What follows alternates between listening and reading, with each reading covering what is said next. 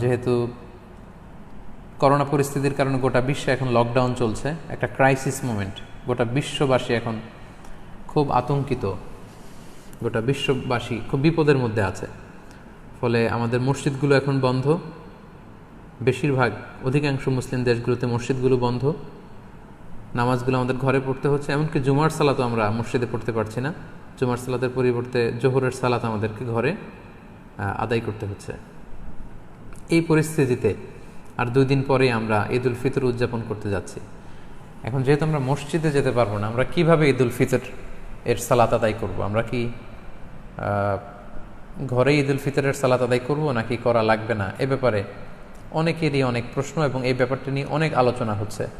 এবং পৃথিবীর বেশিরভাগ মুসলিম দেশগুলোর যে মুসলিম স্কলাররা বা ফতুয়া বোর্ডগুলো আছে, তারাও এই ব্যাপারটা নিয়ে গবেষণা করে ফতুয়া দিচ্ছেন।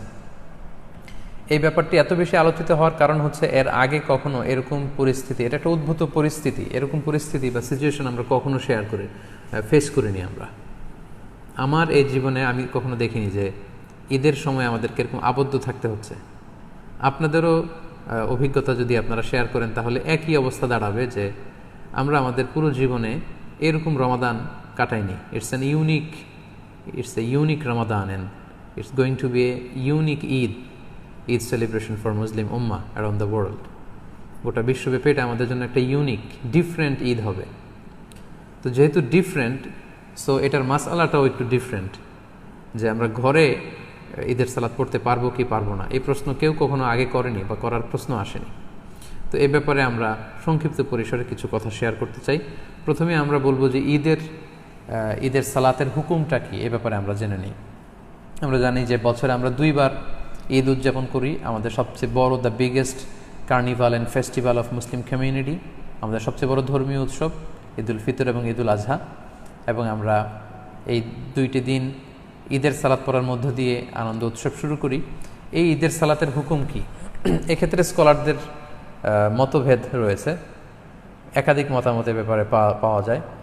মালিকি এবং শাফি মাযহাবে ঈদ উল ফিতর এবং ঈদ উল আজহায় এই ঈদের সালাতগুলো আদায় করার বিধান হচ্ছে, ওনারা বলেছেন যে এটা সুন্নাতে মুআক্কাদা, মানে রেকমেন্ডেড সুন্নাহ, গুরুত্বপূর্ণ সুন্নাহ, যেখানে এমফাসাইজ দেওয়া হয়েছে। হাম্বালি মাযহাব মতে এটা ফরজে কেফায়া, অর্থাৎ এলাকার কিছু অংশ লোক যদি আদায় করে বাকিদের উপর থেকে এটার জিম্মাদারি কেটে যাবে। কিন্তু হানাফি স্কুল অফ থটে এটাকে আরও বেশি গুরুত্ব দেওয়া হয়েছে।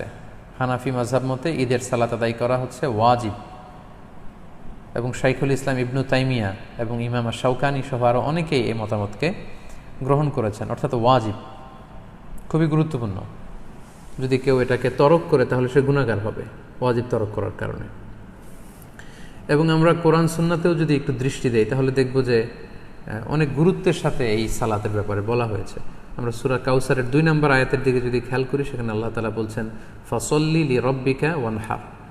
যদিও এখানে ঈদ উল আজহার প্রসঙ্গটা টানা হয়েছে যে নবী, আপনি আগে সালাত আদায় করুন আপনার রবের জন্য, তারপরে আপনি উট নহর করুন, মানে আসসালাতু আউওয়ালান ওয়ান নাহরু সানিয়ান। ঈদ উল আজহাতে আগে সালাত পড়ুন, তারপর আপনি জবাই করুন। তাহলে এখানে অর্ডার দেওয়া হয়েছে ঈদের সালাত পড়ার জন্য। এবং সহিহ বুখারীতে একটি হাদিস আমরা পাই, উম্মে আতিয়া রাদিয়াল্লাহু তাআলা আনহা, উনি বর্ণনা করেন যে আমারানা রাসূলুল্লাহ সাল্লাল্লাহু আলাইহি ওয়াসাল্লাম আন নুখরিজাহুন্না ফিল ফিত্রি ওয়াল আদহা। ঈদ উল আজহা এবং ঈদ উল ফিতরে আমাদের নারীরা যারা আছে তাদের সবাইকে নিয়ে যেন আমরা ঈদগাহে যাই, এ ব্যাপারে রাসূল সাল্লাল্লাহু আলাইহি ওয়াসাল্লাম আমারানা আদেশ করেছেন। ইট ওয়াজ অ্যান অর্ডার, রাসূল সাল্লাল্লাহু আলাইহি ওয়াসাল্লাম আদেশ করেছেন স্পেশালি। আল্লাহ তাআলা যেমনি সূরাতুল কাউসারে আদেশ করেছেন ফাসল্লি লিরাব্বিকা ওয়ানহার। এবং সহিহ বুখারীর এই হাদিস থেকে আমরা জানি যে আমারানা, রাসূল সাল্লাল্লাহু আলাইহি ওয়াসাল্লাম আমাদেরকে আদেশ করেছেন যাতে করে আমরা আমাদের নারীদেরকে নিয়ে ঈদগাহে যাই। আল আওয়াতিক ওয়াল হুইয়াদা ওয়া যাওয়াতিল খুদুর, অর্থাৎ যুবতী নারীদেরকে, এমনকি মেনস্ট্রুয়েশনাল পিরিয়ড চলছে, যেই বোনদের মাসিক চলছে, তাদেরকেও যাতে ঈদগাহে নিয়ে যাওয়া হয়, তারাও যাতে ঈদের আনন্দ থেকে, এই বারাকা থেকে মাহরুম না হয়। ওয়া যাওয়াতিল খুদুর, এবং পর্দানসীন বা অন্দরমহলের নারীরা, অর্থাৎ কুমারী নারীরা যারা খুবই লজ্জাশীল, তাদের সবাইকে নিয়ে যাতে ঈদগাহে যাওয়া হয়। فأما الحيض فيعتزلن الصلاة ويشهدن الخير ودعوة المسلمين। এখন যাদের পিরিয়ড চলছে আল্লাহ রাসূল সাল্লাল্লাহু আলাইহি ওয়াসাল্লাম তাদেরকেও নিয়ে যেতে বলেছেন। এখন তারা তো পিরিয়ড চলাকালীন সময়ে তো নামাজ পড়া যায় না, কোরআন ধরা যায় না, তাওয়াফ করা যায় না, অনেক কিছু করা যায় না, তো তারা কেন যাবে? তো তিনি বললেন যে তারা যাবে, তারা যেন এই কল্যাণের সাথে শরীক হতে পারে, ঈদের আনন্দ যাতে সবাই মিলেমিশে একাকার হতে পারে, ভাগাভাগি করে নিতে পারে। ইয়াতাজিলনাল মুসাল্লা, তারা ঈদগাহে ঢুকবে না, ঈদগাহের বাইরে তারা অবস্থান করবে এবং তারা মুসলমানদের দোয়ায় শরীক হবে, এই বরকতে তারা শরীক হবে। তারপরে এক সাহাবী মহিলা অথবা উম্মে আতিয়া রাদিয়াল্লাহু তাআলা আনহা নিজেই তিনি আল্লাহ রাসূল সাল্লাল্লাহু আলাইহি ওয়াসাল্লামকে জিজ্ঞেস করলেন যে ইয়া রাসূলুল্লাহ ইহদানা লা ইয়াকুনু লাহা জিলবাব ক্বালা লিতুলবিসহা উখতুহা মিন জিলবাবিহা। উম্মে আতিয়া রাদিয়াল্লাহু তাআলা আনহা বলেন, ইয়া রাসূলুল্লাহ, আমাদের অনেক বোনদের তো পর্যাপ্ত পরিমাণে ঢোলা জামা নেই বা ওড়না নেই, তো পর্যাপ্ত ওড়না বা জামা না থাকলে আমরা কিভাবে ঈদের নামাজে শরীক হব? আল্লাহ রাসূল সাল্লাল্লাহু আলাইহি ওয়াসাল্লাম বললেন, তোমাদের অন্য বোন যাদের দুইটা ওড়না আছে তারা তাদের একটা ওড়না দিয়ে তার বোনকে হেল্প করবে, তারপরেও যেন তারা যায়।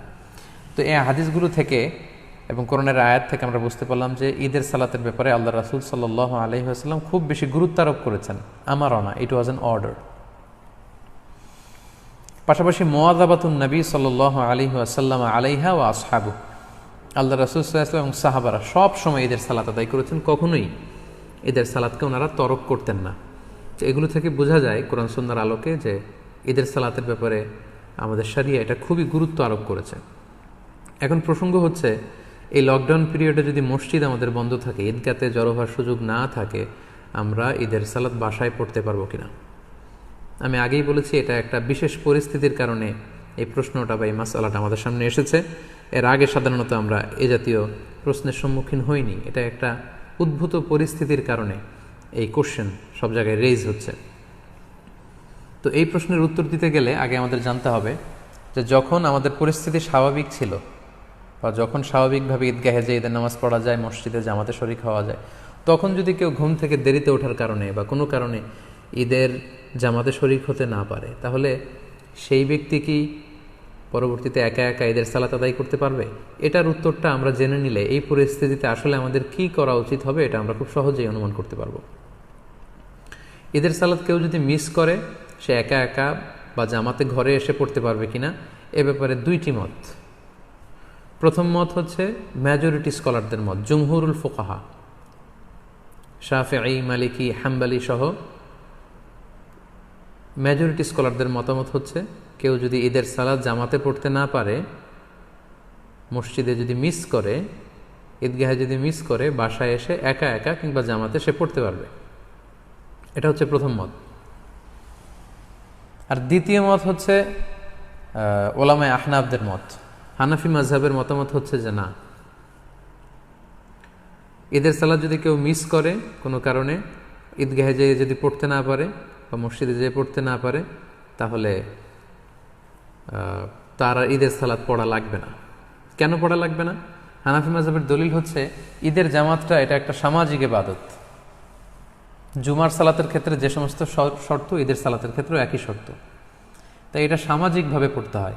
তাই জুমার সালাত যদি কেউ মিস করে, সে যেমনি ঘরে একা একা জুমা পড়তে পারে না, তাকে আলাদাভাবে 4 রাকাত জোহর পড়ে নিতে হয়, তেমনি ঈদের সালাত কেউ মিস করলে সে বাসায় এসে আর ঈদের সালাত পড়তে পারবে না বা পড়ার প্রয়োজন নেই। এটা হচ্ছে হানাফিদের যুক্তি, ওলামায়ে আহনাফদের যুক্তি।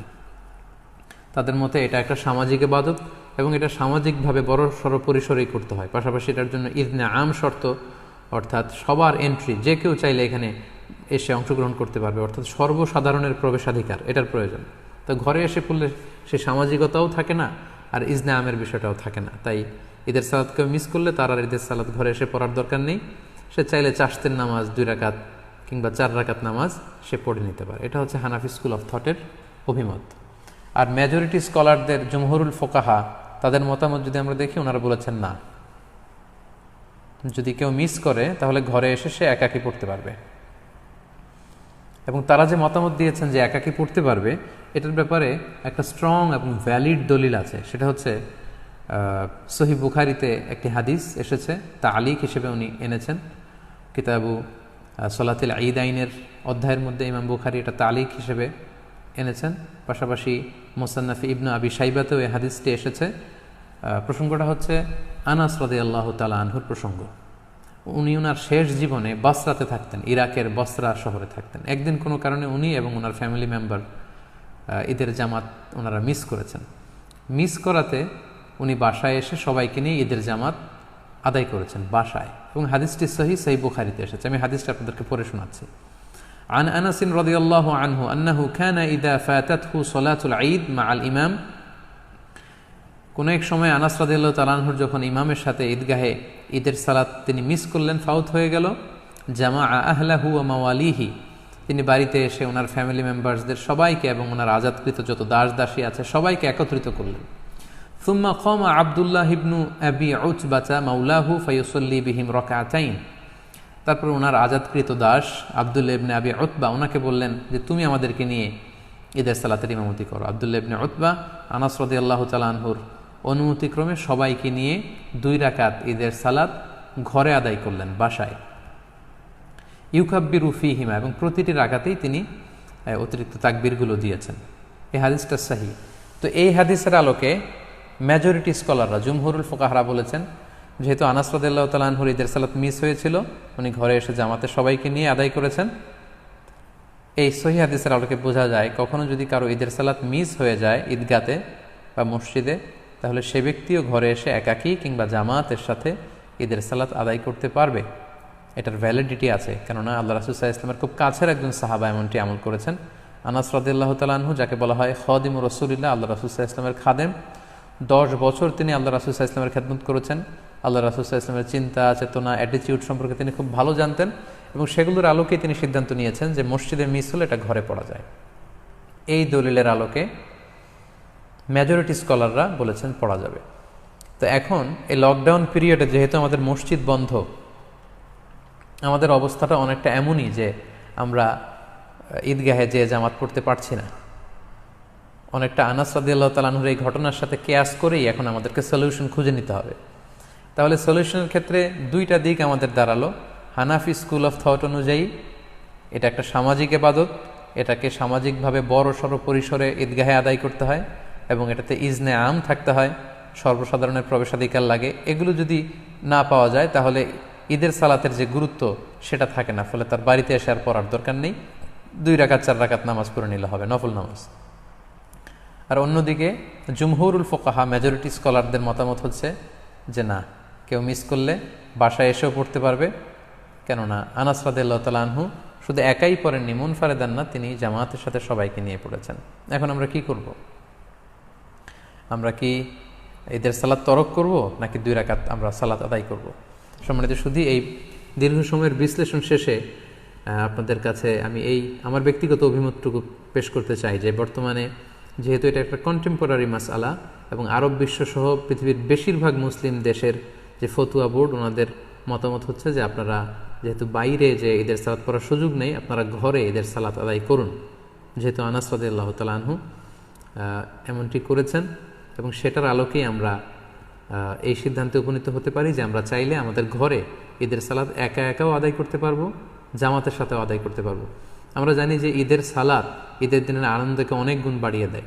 আমরা যদি ঈদের সালাত আদায় না করে এমনি নফল নামাজ বা চাশতের নামাজ 2-4 রাকাত পড়ি, ঈদের আনন্দ কিন্তু আমরা পাবো না। আমরা জানি যে ঈদের সালাতে অতিরিক্ত তাকবীর দিতে হয়, যেটা অন্য কোনো নামাজে নেই, ফলে এটা ঈদের জন্য একটা বড় আনন্দের কারণ, এবং এটা অনেক বড় একটা শেয়ার। যেহেতু সহিহ হাদিস এখানে পাওয়া যাচ্ছে এবং মেজরিটি স্কলারদের মতামত পাওয়া যাচ্ছে, সেটার আলোকে আমরা চাইলে কিন্তু ঈদের সালাত আদায় করতে পারি।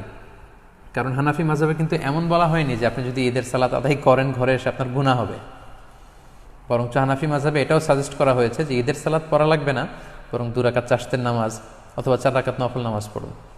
তো সেক্ষেত্রে আপনি ঈদের সালাতে আদায় করেন, যেহেতু সহিহ হাদিসে সাহাবীর আমল দ্বারা এটা প্রমাণিত, মেজরিটি স্কলাররা বলেছেন। তো হানাফি মাযহাব অনুযায়ী আপনার ঈদের সালাত যদি আদায় নাও হয়, এটা তো একটা নফল নামাজ হিসেবে আল্লাহর কাছে কবুল হবে ইনশাআল্লাহ। তাই এই মতামতগুলোর আলোকে আমার হাম্বল সাজেশন হচ্ছে আপনারা ঘরে একাকী কিংবা জামাতে ঈদের সালাত আদায় করুন। যদি সুযোগ হয় বাসার ছাদে 4-5 জন মিলে, খুব বড় পরিসরে না হলেও 4-5 জন মিলে চাইলে আপনারা জামাতে আদায় করতে পারেন। আপনারা গোটা বিশ্বে বাংলা ভাষাভাষী যে সমস্ত ভাই বোনেরা আপনারা যেখানে আছেন, ওই দেশের নিয়মকানুন মেনে আপনাদের পরিসরে বাসার ছাদের উপরে হোক অথবা ঘরের ভেতরে হোক, আপনারা প্রতিদিন এই লকডাউনের পিরিয়ডে আমরা ফ্যামিলির সবাই মিলে যেমনি জামাতে সালাত আদায় করেছি। যেমনি আমরা বারবার ছবি শেয়ার করেছি যে বাবা যদি ইমাম হয় তাহলে ঘরে সালাতের বিধান কি, ছেলেরা পেছনে দাঁড়াবে, মেয়েরা মারা বোনরা পেছনে দাঁড়াবে। ঠিক একই পদ্ধতিতে আপনারা ঈদের সালাত আদায় করুন, শুধু কেরাতটা জাহারি পড়তে হবে আর অতিরিক্ত তাকবীর দিতে হবে। তো তাহলে আমরা এটাই সাজেস্ট করছি যে আপনারা ঈদের সালাত চাইলে ঘরে পড়তে পারেন, একা একাও পড়তে পারেন, ফাদ্দান আও জামা আতান। সেক্ষেত্রে আপনাদেরকে জানিয়ে রাখি, ঈদের সালাতে কোনো আজান দেয়া লাগে না, কোনো একামত দেয়া লাগে না। 2 রাকাত এবং আওয়াজ করে কেরাত পড়তে হয়। ফজরের 2 রাকাতে আমরা যেমনি আওয়াজ করে কেরাত করি, আপনি আওয়াজ করে কেরাত পড়বেন। অতিরিক্ত কিছু তাকবীর দেয়া লাগে এবং এই নামাজের শেষে খুতবা দেয়া লাগবে না, যেহেতু খুতবা দিবে ইমাম সাহেব সকলের উদ্দেশ্য করে। তো ঘরে যেহেতু আমরা করলে সেই প্রসঙ্গটা আসছে না, তাই আমাদের খুতবা দেয়া লাগবে না। ঈদের সালাতে আমাদের অতিরিক্ত তাকবীর দিতে হয়। এই তাকবীরের প্রসঙ্গটা 1 মিনিটে শেয়ার করি। আজকের লাইভ প্রোগ্রাম আমি শেষ করতে যাচ্ছি ইনশাআল্লাহ। আমরা জানি যে ঈদে অতিরিক্ত তাকবীর দিতে হয়। হানাফি মাযহাব মতে আমরা 6টা অতিরিক্ত তাকবীর দেই। প্রথম রাকাতে অতিরিক্ত 3টা, দ্বিতীয় রাকাতে 3টা। শাফি মাযহাবে অতিরিক্ত 12টি তাকবীর দেওয়া হয়। প্রথম রাকাতে 7টি, দ্বিতীয় রাকাতে 5টি। হাম্বালি আর মালিকি মাযহাবে 11টি অতিরিক্ত তাকবীর দেওয়া হয়। প্রথম রাকাতে 6টি, দ্বিতীয় রাকাতে 5টি। তো আমাদের বাংলা ভাষাভাষী যারা, বাংলাদেশে আমরা যেহেতু বেশিরভাগ হানাফি মাযহাবের অনুসারী, সো এক্ষেত্রে এবং এটার তাকবীরের সংখ্যাও কম এবং সবগুলো পদ্ধতি যেহেতু সহিহ হাদিস দ্বারা সাব্যস্ত, তাহলে আমরা 6 তাকবীরের এটাকে সাজেস্ট করতে পারি। এটা হিসাব রাখতে একটু সুবিধা হবে আমাদের। ঈদের সালাতের পদ্ধতি আমি আগেই বলেছি 2 রাকাত। আপনি যদি 6 তাকবীরের সাথে আদায় করেন, আমরা যারা করি 6 তাকবীরের সাথে, সেটার পদ্ধতিটা হবে এমন: তাকবীরে তাহরিমে আল্লাহু আকবার বলে আপনি সানা পড়বেন। সানা পড়ে কেরাত পড়ার আগে আপনি অতিরিক্ত 3টা তাকবীর দিবেন, আল্লাহু আকবার, আল্লাহু আকবার, আল্লাহু আকবার। 3টা তাকবীর দেওয়ার পরে আপনি সূরা ফাতিহা পড়বেন, অন্য একটি সূরা পড়বেন, তারপর রুকু করবেন, সিজদা করে দ্বিতীয় রাকাতের জন্য দাঁড়িয়ে আপনি কেরাত পড়ে ফেলবেন আগে, অর্থাৎ সূরা ফাতিহা এবং অন্য একটি সূরা পড়ে ফেলবেন। রুকুতে যাওয়ার আগে আপনি অতিরিক্ত 3টি তাকবীর দিবেন, আল্লাহু আকবার, আল্লাহু আকবার, আল্লাহু আকবার, এবং চতুর্থ তাকবীর দিয়ে আপনি রুকুতে যাবেন। এভাবে 6টি অতিরিক্ত তাকবীর দেওয়ার মধ্য দিয়ে কিন্তু আমরা খুব সহজেই আমাদের বাসায় ঈদের সালাত আদায় করতে পারবো এবং ঈদের সালাত আদায় শেষে আমাদের খুতবা দেওয়ার কোনো প্রয়োজন নেই। সম্মানিত শুধু আশা করছি এই লকডাউন পিরিয়ডে কীভাবে আমরা ঈদের সালাত আদায় করব এ ব্যাপারে সম্যক একটি ধারণা আপনারা পেয়েছেন। আমি আবারও সবাইকে ধন্যবাদ জানাই যারা ধারাবাহিকভাবে এই 5টি লাইভে অংশগ্রহণ করেছেন। আজকে 5ম লাইভ, সর্বশেষ লাইভ। আমি দেখতে পাচ্ছি স্ক্রিনে প্রায় 26,800-900 দিনী ভাই বোন যুক্ত হয়েছেন। আপনারা লাইভটি শেয়ার করুন যাতে করে অন্যান্যরা উপকৃত হতে পারে। গত 2-1 দিন ধরে উপকূলীয় এলাকাগুলোতে ঘূর্ণিঝড় আম্পানের কারণে আমাদের অনেক দিনী ভাই বোনেরা বিপদগ্রস্ত। আমরা তাদের জন্য দোয়া করি আল্লাহ তাআলা তাদেরকে বিপদ থেকে হেফাজত করুক। করোনা ভাইরাসের কারণে গোটা বিশ্বব্যাপী আমরা যে বিপদে আছি, এই বিপদ থেকে আল্লাহ তাআলা উদ্ধার করুক। আমরা দেখতে দেখতে রমাদানের একেবারে শেষ পর্যায়ে চলে এসেছি, আর 1-2 দিন পরেই আমরা ঈদ পালন করব। আমাদের ঈদুল ফিতর উদযাপন যেন আনন্দময় হয়, সুখময় হয়, আমরা এই কামনা আল্লাহ তাআলার কাছে করছি। আমাদের এই রমাদানের সিয়াম, আমরা যে রোজা রেখেছি, রোজাগুলো আল্লাহ কবুল করে নিক। আমাদের কিয়ামুল লাইলগুলো আল্লাহ তাআলা কবুল করে নিক। আমাদের রাত্রি জাগরণ ইবাদতগুলো আল্লাহ কবুল করুক। আমাদের তেলাওয়াতগুলোকে আল্লাহ কবুল করুক। আমাদের সাদাকাতুল ফিতর এবং অনলাইন বেসিস আমরা যত দিনই কাজগুলো করেছি একমাত্র শুধুমাত্র আল্লাহর সন্তুষ্টি অর্জনের জন্য, আল্লাহ তাআলা এগুলোকে কবুল আর মঞ্জুর করে নিক। আপনারা সবাই ভালো থাকেন, সুস্থ থাকেন, সুন্দর থাকেন। আপনাদের সবাইকে পবিত্র ঈদুল ফিতরের অগ্রিম ঈদ শুভেচ্ছা জানিয়ে এখানেই আজকে